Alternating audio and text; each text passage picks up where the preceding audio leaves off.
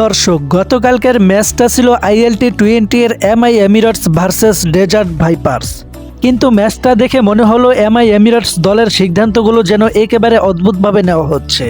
গত ম্যাচের ম্যাচ সেরা সাকিব আল হাসান গতকালও দুর্দান্ত বল করছিলেন, কিন্তু অবাকের বিষয়ে তাকে মাত্র 2 ওভার করিয়ে আর বোলিংয়েই ডাকলো না। যদি খারাপ বোলিং করতো তাহলে কথা ছিল, কিন্তু হলো তার উল্টো। সাকিব খুব টাইট নিখুঁত বোলিং করেছে। আগের ম্যাচেও বল ব্যাট দুই দিকেই অসাধারণ পারফরম্যান্স করেছিল। সাকিবের দ্বিতীয় ওভারে ছিল এক কথায় পারফেক্ট, মাত্র 2 রান দিয়েছে। প্রথম ওভারে 8 রান, মোট 2 ওভারে 10 রান খরচ। উইকেট পাওয়ার সুযোগও ছিল, কিন্তু একটি সহজ ক্যাচ মিস হওয়ায় সেই উইকেট আর হলো না।